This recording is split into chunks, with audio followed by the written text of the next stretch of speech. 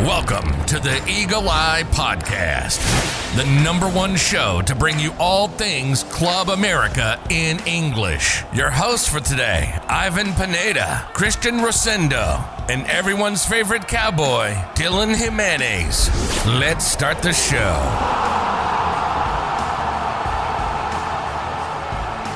Hello, everyone, and welcome to a very special edition of the Eagle Eye Podcast. Today, we've rolled out the red carpet and bringing a very special guest today. But before I get ahead of myself, as always, let me introduce my co-host, New York's favorite resident, Christian Rosendo, and everyone's favorite cowboy, Dylan Jimenez. Gentlemen, how are we? Today it's been pretty hot in New York. I don't know how the weather is over there where you guys are, but it's pretty hot. Only going to get hotter, but I'm doing good. Excited to have Jen here. It's definitely going to be a special podcast, and I hope everyone's staying safe. Definitely. Dylan, how's life in Texas right now? Oh, the Permian Basin is hot. We're seeing triple digits right now, but you know what? They're still out there pumping oil, just trying to get it back going in the economy. But it's a good day right now. All righty then. Good to hear that. And like mentioned, we've rolled out the red carpet for this one, bringing in probably the second biggest name in Coapa, only behind Guillermo Ochoa. You know her from her time at the University of New Mexico and her masterclass skills on the midfield.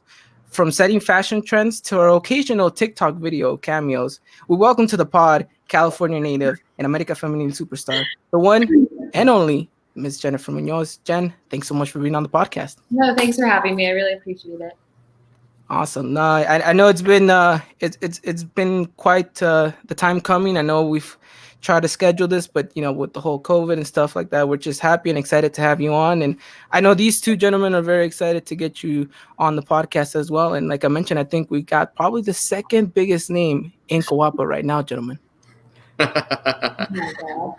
Definitely not the second biggest name, but thanks. I appreciate it. No, definitely the biggest name, bigger than Memo Ochoa himself. And I think Ivan is going to argue with me on that because that's Ivan's favorite player. I'm with Dylan here.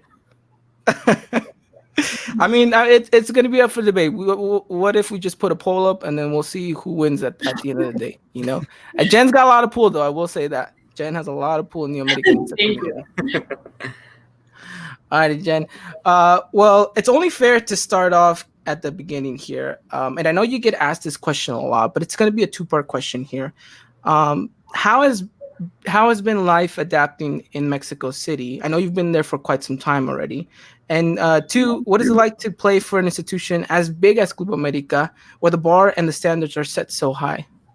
Obviously, coming to Mexico, coming from a different country, it's super hard. I mean, missing my family and the culture change and just the language barrier is super hard. But I think the club being how big it is and it being the biggest club in Mexico really helped me adjust, and they treat their players super well. And I think that I've said this before, but they've become like my second family. So I think that the club and the transition was just perfect. Awesome. I mean, it just seems that this team is kind of such a tight-knit unit at the moment. I know you guys had a lot of players kind of come and go within the past season, and you guys had a lot of, kind of changes into the squad recently. But how is it that this team, it just looks so united? I mean, you see the TikTok videos, you see the Instagram posts, and it's just, it seems like an all well-rounded team ready to get started this season. Yeah, I definitely think that this is the most united we've ever been since I got here. I know I've only been here for 2 seasons, but I don't know, you just feel it. It's a different chemistry. It's on and off the field. And I think that that's one of the biggest differences, like, that has hit our team. It's just the chemistry. I mean, you see it in the TikTok videos. I mean, we're the best. Just kidding. Not kidding, but no, but yeah, I think that just the chemistry is just there. It's there. So. Now, Jen, you said it yourself. You've been there for about 2 seasons. Just kind of talk about, your first day at training, how the team just accepted you in with that, with you being there, and then now you just kind of made your presence felt on and off the field. So how has that been for you from your first day of training until now with the team? Yeah, I mean, I definitely had to earn my respect, and I had to work for my spot. It wasn't ever given to me or anything, and I think that being like the first Mexican American to come to the club, it was kind of I'm gonna be honest, it's hard for the girls to kind of accept that, but I think over time, with the way I played and the way I treated, my teammates, I've earn that respect. And now with the girls coming in, it's just kind of like you just have to earn your spot and earn your respect with every other team. But Definitely. Now, gonna backtrack here a little bit. So you obviously said you came from the States. How was it like receiving the message that Club America was interested in having you join their institution? it was definitely, I was exciting. I was really happy. I mean, I think towards the end of my college career, I was kind of getting ready to just stop playing soccer, but then I realized that I definitely needed to keep playing, or else I would have been really sad. Right. But yeah, it was super cool. I went to a tryout in LA, and then LA was kind of like, you could play for this club and in this league, and I said okay. And I came down. That's awesome. That's awesome. I mean, I've heard your story, 100 times, especially doing my research, and I think it speaks volume that that you were able to kind of impress, and I would imagine that it's hard to do so when you're not a native of the country. Speaking specifically, your time playing has always been in the States, and for them to kind of for you to kind of just open their eyes and say, hey, look, this player is definitely a Club America player. I think that speaks volumes of you and how talented you are. And I know a lot of people have said it, and I think us three will agree that I think you're at least top 3 in the league right now in regards to talent. Or am I making this up, gentlemen? No, definitely not. No, I think so. Yeah. Oh, thank you. I really appreciate it. But I definitely think that obviously there's like a lot more to improve on and everything. And I think there's so many good players in the league. And I know they brought a ton of new players too from the United States and stuff. And it's going to be a really good season for the whole league, for sure. I do want to speak just a little bit in regards to some of these new players that have come into the team, because you have quite the relationship with one of these new players in Jocelyn. I think it's great kind of how over these kind of 2 seasons we've seen more Mexican Americans come into the team and to the league as well. I mean, how does it feel like to have someone else there that speaks English? You're able to communicate with them in that sense, and just right away you're able to build kind of that relationship and that bond that maybe you couldn't do so right away with maybe some other teammates. Yeah, I mean, it's always super cool to have someone from home, like here in Mexico, especially Joss, my roommate. Pretty sure she's listening. But yeah, I mean, we've been playing soccer together since we were like 10 years old. So it's always nice to have her here. But as long as with the other Americans too, I think even just welcoming them in with like telling them it's going to be hard at first, but like this club is awesome. Like you're in a good place, a good environment. Like your teammates are awesome. So it's good to like be that welcoming committee kind of for the other players. Yeah, kind of like you said yourself, that welcoming committee, because like you have mentioned, you were the first Mexican American player to come to the club, so you're kind of like a little bit in a sense of a pioneer of the league, having Mexican American players come from the States and into the league and be able to play. And I think that really shows a lot in the growth of the league. Wouldn't you say so?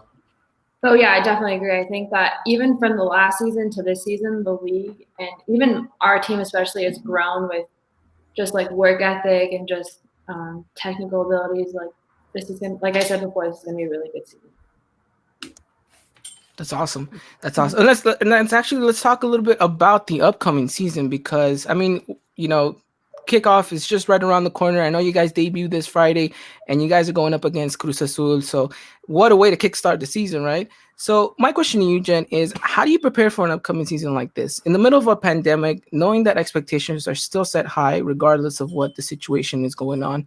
Mentally, how do you prepare for this upcoming Guardianes 2020? And also, a side note, is your preferred pregame meal still a regular sandwich with Nutella and chocolate milk? Okay, well, no, I forgot when I said that. That was a long time. That was in college when things were different. But now, yeah, nutrition matters now. But no, I mean, I mean, we got to go back. Why the chocolate milk and the Nutella sandwich? Double chocolate. I just think in college I don't know. It was just kind of like there. So I kind of made it really fast, and I would go, and we'd have dinner there too. So it was kind of like a pre-dinner dinner. I don't know. But, okay. But Yeah, for just getting ready for the season, I think quarantine was super hard for me just because I wasn't around my teammates. Like, I wasn't in a group setting playing at the highest level like we usually are. But I think just knowing that like the league was bound to return back sooner or later, and just you don't want to be like unfit. Like you always want to be fit coming in because your skills will always be there, but I think your fitness takes time. And I think for me, that was like my main goal was to stay fit. And then coming from California to Mexico City, the altitude is just so different. So you have to be that much more fit, you know? So.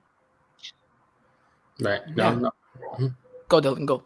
Oh no, I mean, like you said, so like it was kind of hard for me being away from your teammates, So what was kind of your free time like, when after the season was canceled in the Clausura, were you still like training on the side by yourself, or what would you kind of do to like pass the time off? It was definitely a lot of training by myself, kind of like inside videos, or I ordered a lot of stuff from Amazon, just like jump ropes, like weights and stuff like that. But the soccer part was a little difficult just because you couldn't go to a training facility to play because everything was closed. And then as far as like everything else, I think I did a lot of like reading and just like self-improvement stuff just to like better my mind. And it's so hard to be in quarantine and just not be on your phone the whole time. I think I realized that the first week I was just on my TikTok for hours. But then I realized I was like, okay, I need to stop. I need to get out of it. I need to go outside, breathe some air. So it was kind of hard, but it was good. Mm-hmm. So we saw the kind of the institution place these strict like I guess limitations on the men's team. Was that the same done for you guys as well? Yeah, every day we had to send a video of us doing our routines and everything, which helped out a lot. It kept us kind of in check and disciplined to, do our workouts. And then we'd have Zoom meetings to go over like tactical stuff, even like 2 months before we came back, which helped our like our mental aspect of the game, so we wouldn't lose that. Like if you don't play for a while, you tend to lose like, where to move and stuff like that. So that definitely helped. And we had also like psychologist meetings, which helped a lot. So the club definitely helped us a lot during quarantine. It's good to hear. Mm-hmm. That's really awesome. Now, would you guys get creative in sending these videos, like, TikTok wise, or was it just you just send regular videos? No, I mean, it was kind of like we had a list of things to do and we had to just do them. But yeah, sometimes you just see like a dog running or like random people. That's funny. That's yeah. I mean, I really wouldn't have words to put it into context of what you guys had to experience, or probably still are experiencing, because of course the pandemic is still very much ongoing right now. But I mean, talk to us a little bit about how it felt to actually finally be back in training, finally have a little bit of interaction with some of your teammates and everything, because it looked like right away, as soon as you guys got together, it was like if no time had passed. Oh yeah, totally. I think that we were most excited about seeing our teammates. But then we started off doing individual trainings and stuff, so we kind of didn't really see everyone. We were kind of broken up into 2 groups, and then I think after about 2 weeks, we kind of joined everyone together, which was so much fun. But yeah, it was definitely really nice to see my teammates. It's awesome. It's awesome. Well, talking a little bit about this whole upcoming season, what is the objective that you have? What are your goals? What have you set at least the bar to be for you to reach this season? I think the first one, and probably the most important for me, is to be a champion. I know that they've won the first one about a few years ago, but I don't know. I just think I have a really good feeling about this year, and the team is totally bought into being champions this year, and I think we're doing everything on and off the field to accomplish that. That's awesome, because that same feeling that you have is the same feeling that we all share collectively at this moment. I think we have, and Dylan or Christian, correct me if I'm wrong here, but I think we've just kind of this feeling that this team is just all well-rounded. You guys have a lot of talent, a lot of depth, which I think that is the most important part coming into this season. A lot of depth is going to be important. And we see you guys making a very good deep run. And we do have you guys, at least in our objective, in what we see is possible for you guys, is the title. Whether or not it happens, of course, we will have to wait for the season to unfold. But it's good to hear that your objective, and I would assume that a lot of the ladies over there as well kind of have that same mindset and that same goal that you guys want to lift the trophy at the end of the season. Yeah, definitely. And I think that, like I said before, everyone's pretty bought in, and like just that chemistry is just there. It's just I can't even explain it. It's perfect. You don't need to explain it. The TikTok videos say it all. How do you guys find time after practice? I would imagine you guys would be so tired, and yet you guys still find a way to, make all these creative videos. I mean, usually I actually don't know how we have the energy to do it after practice, but I don't know. It's just fun to we kind of just all hang out after practice. Obviously keeping our distance, but like I said before, you just don't want to leave practice. Like it's just so fun. I mean, even during quarantine, like we go to practice, we hang out with like our best friends, play soccer, and then, we come back home. And obviously we can't leave because of quarantine, but yeah, I mean, it's just nice to be around everyone. And I think that's why we make the TikToks after practice. Well, I mean, it's great. It's great to see kind of that environment going on around in the training camp and all that stuff. Gentlemen, anything else to add on in regards to this upcoming season for the ladies? Yeah, actually, Jen, kind of backtracking a little bit. I know since y'all obviously have started training since you got the Classical Hoven coming up this Friday. But for you, whenever you kind of went into the quarantine a little bit, did you kind of feel like a little lost in like learning ability, when it comes to like just gelling with the team? Or did you kind of feel like, whenever you step back into training to prepare for the season, that you never lost anything? I think that when we first started training, I think that, it's kind of rusty, obviously, just like how it should be rusty. But I think that once, we started training every day and getting back into our routine, I think having a routine is the most important part. And I think once we got back into the routine, it kind of just came back and it flowed easily. Okay. So just speaking on this Friday's game, obviously is the first game of the season. Is the rival, like, do you guys like practice a certain way because of Cruz Azul? Just just how big the rival is this Friday? We actually talked about that recently. It was kind of like this year we're going with the mentality that every game, every team that we play against, every team is just going to play us at their best, just because we are Club America, and I think that every game for them is a Clásico, I feel like. So we have to go out there no matter who it is and play our best, because they're definitely going to play their best because they're playing us. I think you speak perfectly on it. And I think it's something that we talk about even on the men's side of thing whenever we end up having to preview a game, is that, and perfect example was this past week when America had faced against Necaxa. We knew that team was going to be coming out with everything that they had. They played it like if it was a final for them. And you saw the end result, that, if you don't come out trying to match and trying to top their level, then you run that risk of falling behind a little bit. So it's glad to know that you guys have that mindset going into this game already, knowing that, all right, we got to go in with 110%. And it's good to know that you guys have talked about it, and we're excited. We're really excited for you guys to start off this season, and we're really excited to see how this all transcends. But yeah, I mean, I really don't know if these two gentlemen have anything else to add on in regards to this upcoming season. No, I think we're good. No? I'm good at least. Alrighty then. Well, Jen, like I mentioned before, you're admired by the Americanista fan base, not only for what you do on the pitch, but what you do off of it as well. From your daily Twitter interactions to playing soccer in the streets with kids, what is it like to be loved by so many?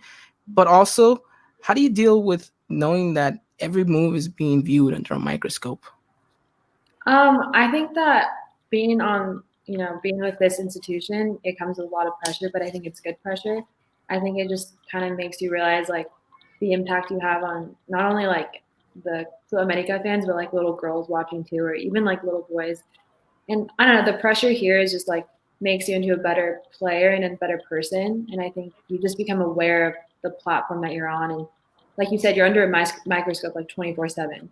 So you could either take it as like a good pressure or bad pressure. And I think everyone here takes it as like a very good pressure. That's awesome to hear, because talking a little bit about kind of pressure, I do want to ask, because you're kind of in this state in which Liga MX Femenil is very young and it's at a young state, but you're kind of paving the way for future generations to come to go and try to reach and attain their goals because they see a player like you and they say, hey, I want to be like her. I want to go and fight for my goal and play for America and be a professional athlete in that sense.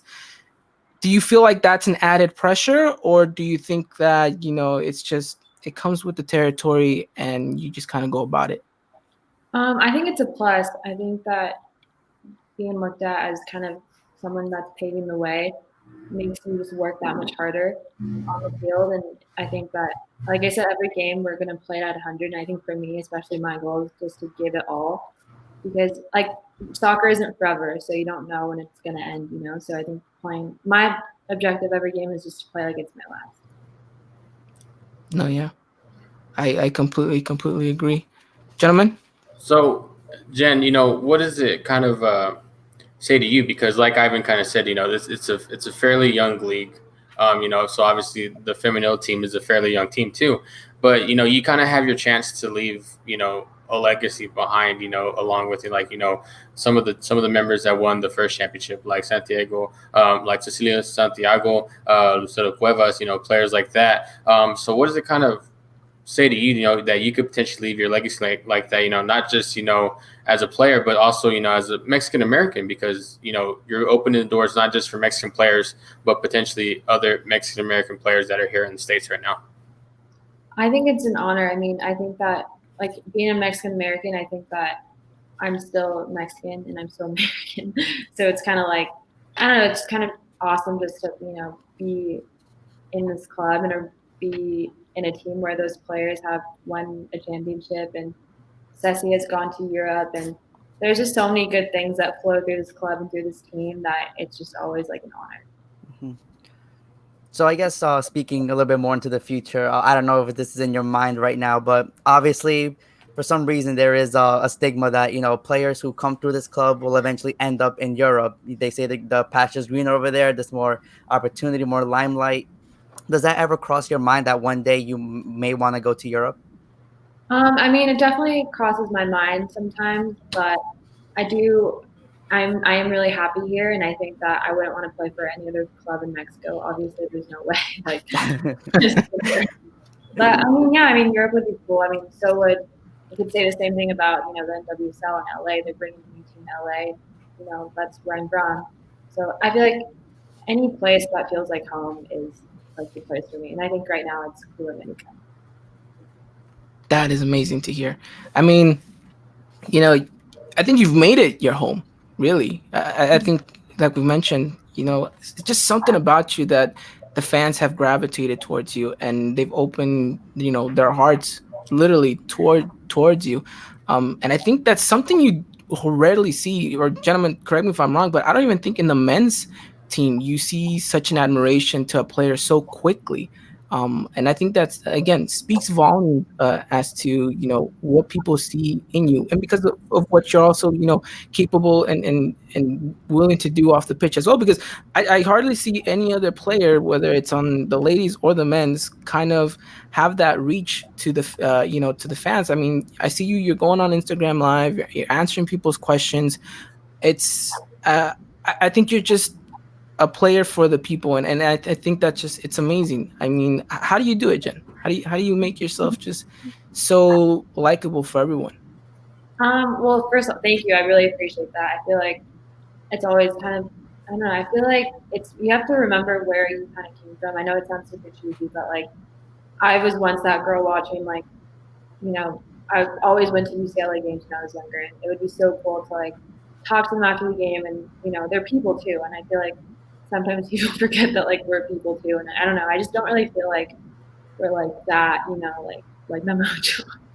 But like it's just really cool to like, I don't know, just like make people happy with how you play soccer. Like that's just crazy to me, and I think that doing that and like talking to them after the game is just like something that I enjoy, or like playing with those little kids that we see every day that we like are on a first name basis with is like, I don't know, just like makes the time here special. That's awesome.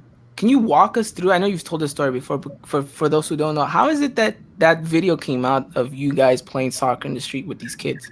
I don't know who was filming that, which is kind of creepy. But we passed by them every day. We kind of because we walked to the club, so we kind of just walked by them every day. And at first, it was kind of like, "Hey, like, who are you?" And we're like, we play here, like, I don't know." And then they're like, "Oh, like, what's your name?" Like, blah blah blah. And then every day we just kind of walk by them and stuff. And then one day they were like playing soccer, and they're like, "Oh, like, can we play with you guys?" And they were super excited and everything. And then since then we like played here and there, but then we had to stop because of Corona. But yeah, it was kind of super casual. I mean, we just wanted to play with them. I mean, that's awesome. That's really, really awesome that you just a pickup game in the street with, some kids out there. And when the video came out, of course, everyone just completely was in awe and rightfully so. It was a great video. But I mean, the real message is the fact that even though this was captured, it wasn't the first and only time that you guys had this interaction, especially with these kids. So, I mean, that's great. It's great to know that, within that certain community that you are a part of because of, where you live and kind of your commute, that, you're willing to stop, you stop and, say hi and, take part in whatever is going on in that moment. So that's really cool. That's really awesome. Thank you. So I thought one of you guys was gonna. Oh, I thought No, Dylan was next. He kind of made a motion. I was kind of. I was like, okay. Oh, I thought he was going next. I'm sorry. Sorry about that. So- We promise you we're much more coordinated than this. Jen. Yeah. Okay. You Well, guys are super coordinated. These are really great questions. okay, I guess I'll go next. So definitely, I think Ivan put it perfectly. You just, capture the eye of everyone with your amazing skills on the pitch. Another group of people you caught the eye was the Mexican national team. Can you walk us through the process of how that was, receiving your first call up, going to training with them, and actually playing your first game? Yeah, I mean, it was last season, and I think that Leo mentioned that there were going to be a couple of our players being called up, and to be honest, I did not think that I was going to get called up. And I think one practice, it was super early in the morning, so we're all kind of sleepy, but he pulled us in, and then he was like, "Oh, we have another call up, blah blah blah," and he's like, "Jen," and I was like, "Really? Like me?" Like, it was really cool. And then I went to Europe, and we played some friendlies, and it was a really good experience. I learned so much so quickly in that span of 1 week and a half. But yeah, it was fun. And for you, was it kind of the same way? Just earning respect of the other players too. Yeah, I mean, I met so many players from the league here that I've never talked to before. So I made a lot of like new friends from other teams, and there's a lot of like older players there, like Ceci and Kempi, who now plays for Real Madrid. They're really welcoming. They just told me to do my best and work hard, and it was a good tournament for sure. It's awesome because I know we definitely had our fingers crossed that the Mexican national team would call you up, and obviously when the news broke, we were very excited and very happy, and we're excited to see what that process is going to be in the future whenever hopefully games start opening up for the women's national team as well. So we'll have to wait and see, because I think seeing you in that green jersey, I think is going to bring a lot of joy to a lot of people. How did your parents take the news? They were the first people I called right after practice. I actually FaceTimed my dad, and I was like, "Okay, like, I'm gonna tell you something, but like, don't freak out." And of course he freaked out. And then I would call Grandpa right away, like before my mom. And then he called my grandpa, and then obviously like my grandpa was super happy because he was the reason why I kept playing soccer, and he's a huge America fan. Like, he has everything from like clocks, rugs, blankets, like everything. Sounds like my dad. Yeah, he was super excited. So it was really happy to see that they were really excited for me. That's awesome. Yeah. Mm-hmm. Yeah, that's great. That's great to hear. Just to kind of share that experience with your family. Yeah, it was awesome. And then just kind of keeping them updated, and then I scored, so it was like super cool to like. They were obviously like the time difference was like pretty big, but once they couldn't watch the game, but once I sent them the goal, like they were really happy too. Nice. I mean, well, what more? What more to ask for, right? Just really, really awesome. Um, Jen, just want to backtrack a little bit of because I do have this written down and I think it's a great question to ask. Um, we talked a little bit about legacies and kind of what determines a player's legacy usually and how successful they are at a club is determined by championships. I mean, there are very few though that are remembered and regarded highly by the fans that didn't win anything, but the margin is very small. What do you hope for your legacy to be here at Club America once your career is over? And what would you hope people remembered you by? Oh my gosh, that's a really good question. Whoa. Probably just, I would want to be remembered just for like giving 110% like every game and kind of being a leader through like my actions on the field, but also off the field. I think that's a huge part for me. I think so I kind of remembered as like obviously a great soccer player, but also like a better person. Because I think when you put on like the colors of Club America, like you have to represent it to the very best in like every aspect of your life. No, I agree, and I'm glad that was your answer because I mean, we've criticized a lot of players that have come, to the men's side of things, and we say that exactly what you just mentioned. They put on the jersey, but they don't put the representation out there of what the institution means. And the fact that you've come in and in such a short time as well that that I feel like you've known this from the beginning. And I think that's why your trajectory has steadily been going up and up. And like we said, we have big hopes and aspirations that it's going to continue to go higher and higher. And it sounds like you're motivated and determined and, always daily trying to give your all to keep improving. And I think we're going to see the best of that come out on the pitch. But I think a lot of people will remember you exactly how you want, not just for a great soccer player, but for an even better person. Because I think we're seeing it to this day right now. Thank you. I appreciate it. So, I mean, you guys have any more questions to put Jen on the hot seat here? Yes, actually I do. So throughout life, you remember certain things. Where was your first goal playing? Pee wee soccer. Your first goal in high school. Your first in college. Can you walk me through what happened? What were you feeling when you scored your first goal with Club America? Yeah, I remember everything from that goal. I think I just remember, obviously, like technically, like I took a touch and then I looked up and I was like, oh, I think I can hit it. And then I, hit it and it went in. And then the first thing I thought of was my mom because she was actually there that game in the stand. Oh wow! Oh, nice. So I was like, oh my God, I wonder what she's thinking. And I couldn't see her, obviously, but I just celebrated with my teammates. And then when I got back to like the line, I was like, oh my gosh, I just scored. Like, it's crazy.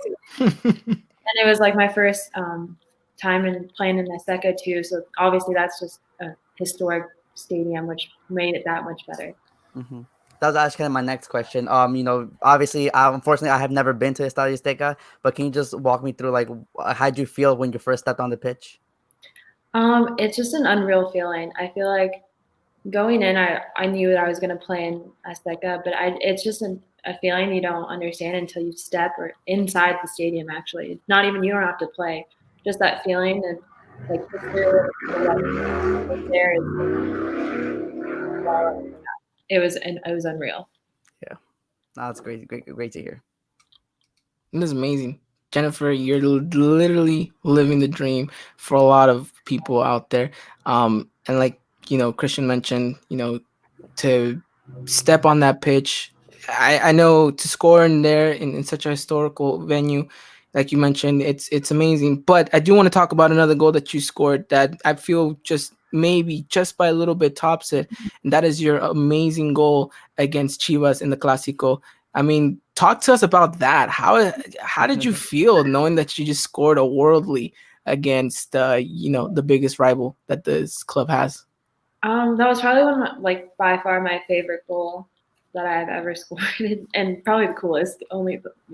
But it was really surprising. I would say. I think that I didn't know I was that far out from goal. So then when I hit it and it was floating in the air, I was like, no way. There's no way, and it went in. Like, oh my gosh. And that was probably like one of the happiest moments like I've ever had. It was against Chivas, obviously a big rival, and just like with my teammates, that celebration was just like full of happiness. That's awesome. That's great. I do want to speak a little bit about your playing style and kind of, because I know a lot of people have put the tendency of comparing you to a player like Guido Rodriguez, right? Because I mean your role in the midfield, I think, is so detrimental to how this team operates. But I know I've watched a couple of your highlights from your time in college, and it seems to me that you offer just as much as you do in the defense to the attack. I know that you're very attached to that number 10 jersey, ever since growing up, and obviously in your time over at the University of New Mexico. I know that you did wear the number 3 at one point. I thought that was really cool. But how do you feel that your playing style is? Do you feel more comfortable kind of being in the attack, kind of orchestrating the midfield and, kind of making things happen? Where does Jen Munoz feel more natural on the pitch?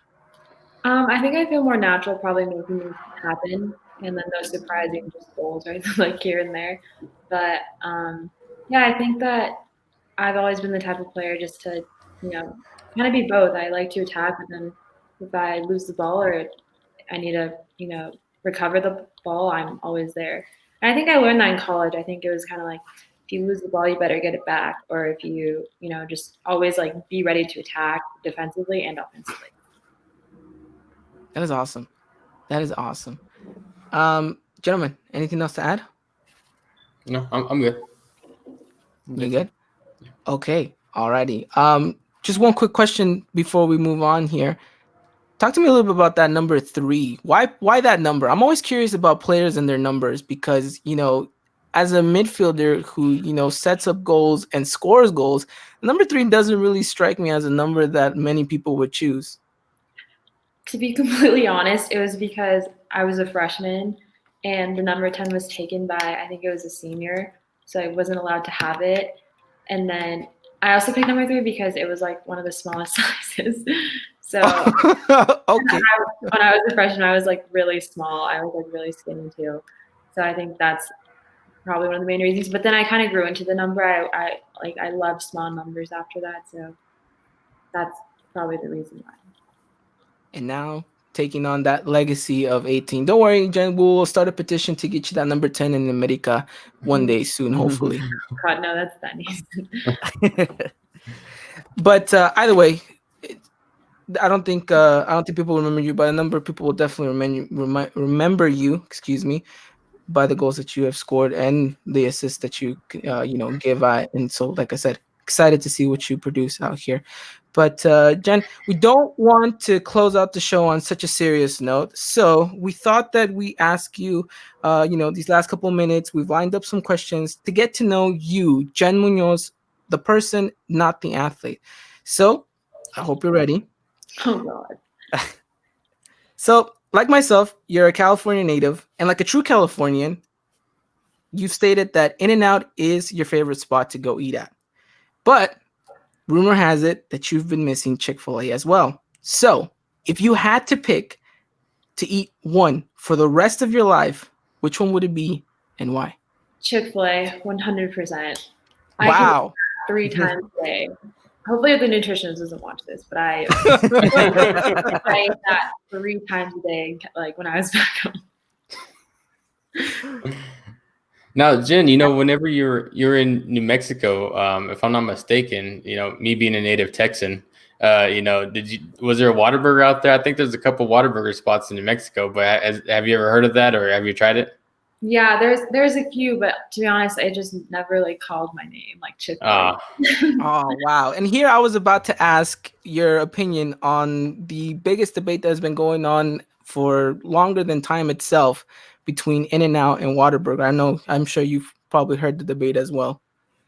Yeah, I think I've tried Whataburger once, but I think In-N-Out all the way. That's no. Oh, you broke our poor Cowboy's heart. Dylan. No, it's fine though. But I do want to ask though another question because you were once asked back in college what your favorite food was, and you said that it was fettuccine alfredo. Does that still stand to this day, or I don't know what I was saying in college, but no, now it's obviously just the food here. I don't know if I could pick a certain food. I mean, obviously tacos. The tacos here are just from another world. Next level, But, yes, I would assume. yeah, so I would say tacos are my new favorite food. okay? I mean, tacos over In and Out. Some Californians will, lose their head after hearing that. But hey, it is what it is, right? Exactly. It definitely it is what it is. Um, okay, Jen. So you're highly regarded as a true fashionista. From your trending Instagram post to your now Princey Apparel partnership, use code Gen10 to get 10% off. What has driven you to have this passion for fashion? Is it the Cali beach girl inside you that has steered you in that direction, or has it just always been there? Has it always been a part of you since you could remember? I definitely feel like it's always been a part of me. I think obviously being from California and going to the beach every day kind of just molded me. But like I don't know. I think that I've always been kind of like a girly girl. I know that's not really um, like shown when you're playing soccer, but I think people forget that like I have a life outside of the uniform too. So I don't know. I think I've always been super into fashion. I think when I was little, I wanted to be a fashion designer, but yeah, no, well, not anymore. Yeah. Well, I mean, it's awesome. It's great to hear that you're very vested in this fashion industry and all that stuff. I know our cowboy here is a fashion man himself. Obviously, two different, agriculture lifestyles. One being from Texas, one being from California. But Jen, I do want to ask you if you had to pick an outfit for kind of like the perfect kind of just relaxing day, like a Saturday evening, you're just going out with some friends. What is the perfect outfit for Jen Munoz? Oh my gosh, I need some time. I don't know. I mean, probably like booties never go wrong, and like shoes, and then pants. I don't know. I mean, it's hard to explain. I need to show you guys. No, I completely understand it. I was trying picturing in my head. I think you were going in the right direction. I mean, you're going, and this is completely, I know we're taking a huge left turn here in regards to talking from soccer to now fashion, but I just, it's intriguing because, it's just kind of who you are. But do you feel that you're just, because I know fashion is one thing, but makeup is another thing. Do you feel like you're well vested in kind of both areas? Because I know they kind of go hand in hand. Yeah, I think that I like enjoy, putting makeup on. I enjoy like putting up, and I mean, I don't know if you guys care about this. But, Yeah, no, go. Go for it. The people will care whatever you have to say. That will put it that way. yeah, I mean, I think that just kind of just getting ready for me, even like bringing this into like the soccer aspect. I think like if you feel good about yourself, then like you play good, and I feel like just like even like getting ready before the games, I love doing that. Like I love doing my hair. I love like I just love looking the part, and I think that that's always been like with me through college, and like when I was little too, I'd love it when like my mom would put bows on me or stuff like that. So I think that it's definitely part of like who I am, I guess. That is awesome. Don't worry, we're gonna try to get in touch with Rihanna and get a Jen Munoz Fenty collection going. Okay, we promise to work on that. Oh, Don't know how that's gonna work, but we'll try to get in touch. I'm sure you guys have. So you talked about pregame rituals. I know no one really cares here, but my ritual is kind of listening to music before the start of a game. Do you have something like that, kind of like a pregame ritual you do before every single match? Yeah, I think I've kind of learned since I've been here to just do like a whole day ritual. I think right when I get up, I do the same thing every game day, and I think I wake up, obviously have a good breakfast, and then I try to do some yoga before just to like relax. Because you just wake up and you're just super excited about the game. Right. But yeah, I think that I do that, and then I do team stuff, and then I listen to like all types of music. I listen to a lot of like reggaeton stuff, and then just like rap, I guess. Which is yeah.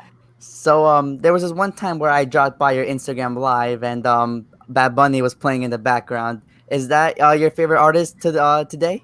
No, he's not my favorite, but we put him on sometimes. But I don't know. I have a lot of favorite artists. I can't really pick one, but Oh, okay. yeah, he's Oh, wow. probably one I play before games too. So. Really awesome.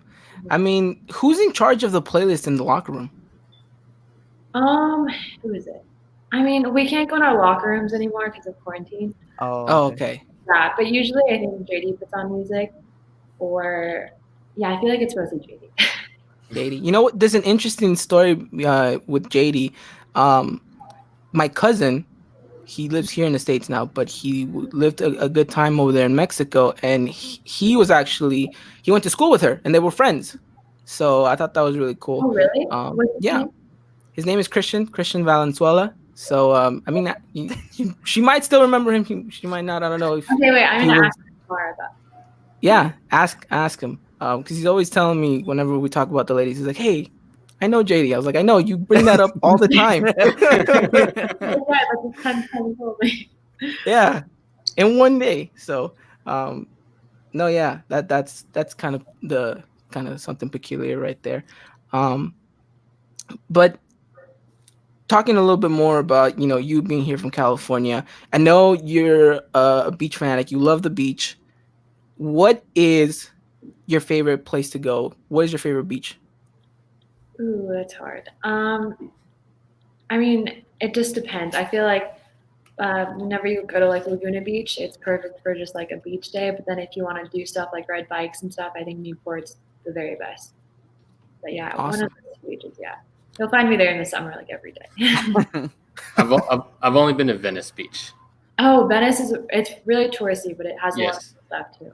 Yeah, I've been there once. I was kind of just looking around at everything because I couldn't believe all the stuff that was there. Just people riding skateboards. I think one time too, whenever I was at Venice, where I was walking down the sidewalk, and like all of a sudden I just see a kid sitting on a longboard, and like his mom pushed the longboard. The kid's sitting on a longboard, and he's just eating fries. Oh And just right now, I was like, this is what it's like over here. I was just so taken away welcome from to it. the Cali beach life. I was gonna say, sounds like Ivan, to be honest. That's pretty weird. What are your thoughts on Santa Monica?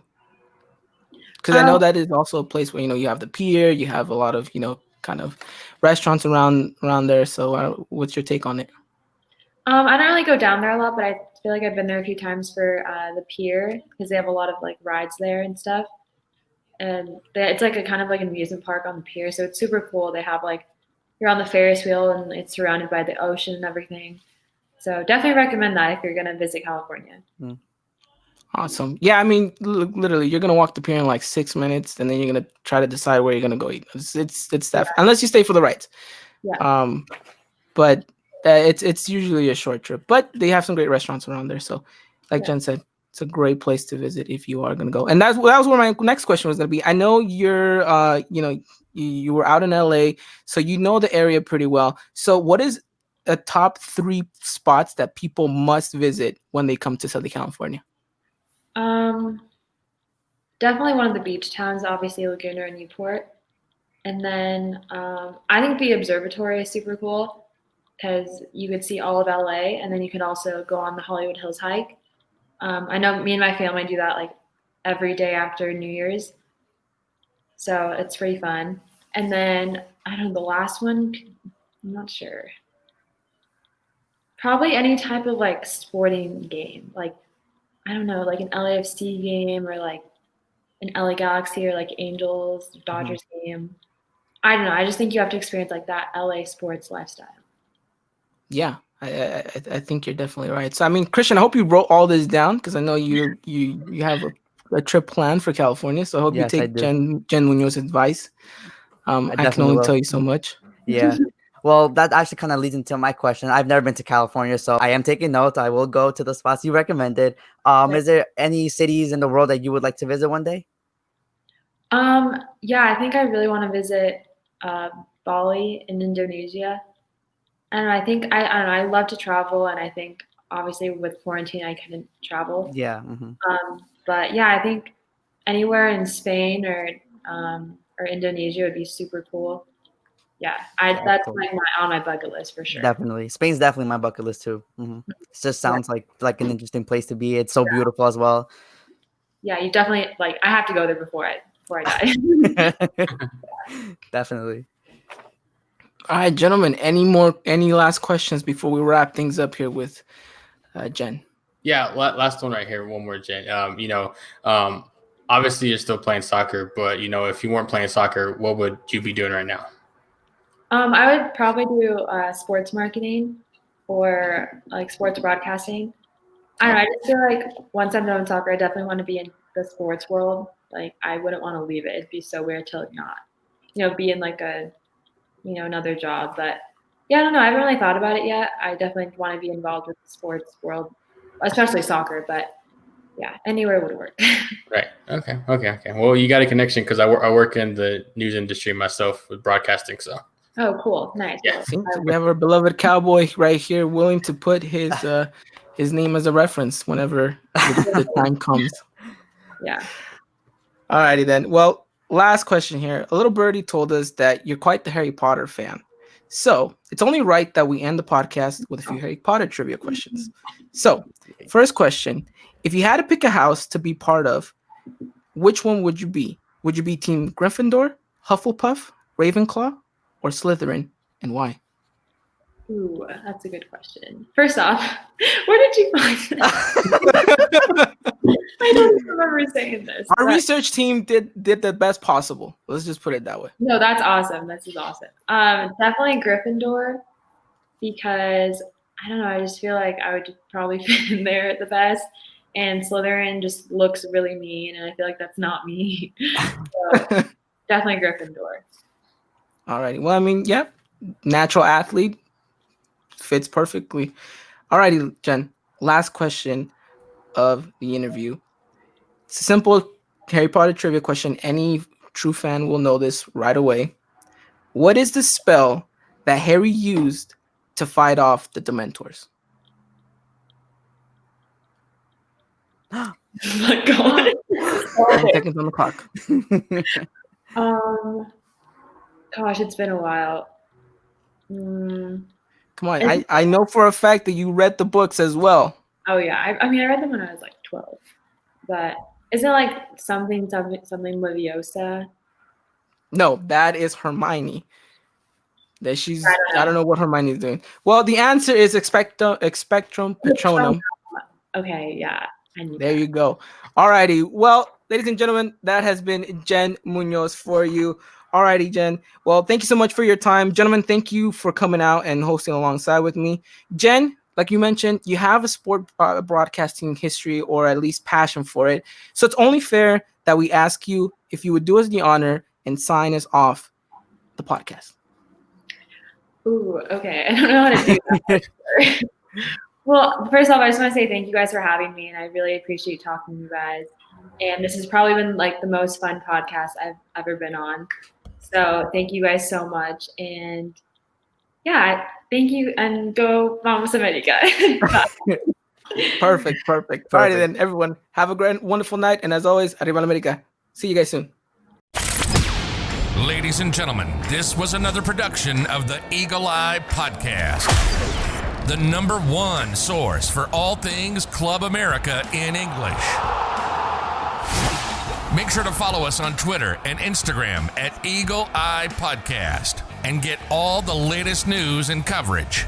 And subscribe to our podcast wherever it is you may listen.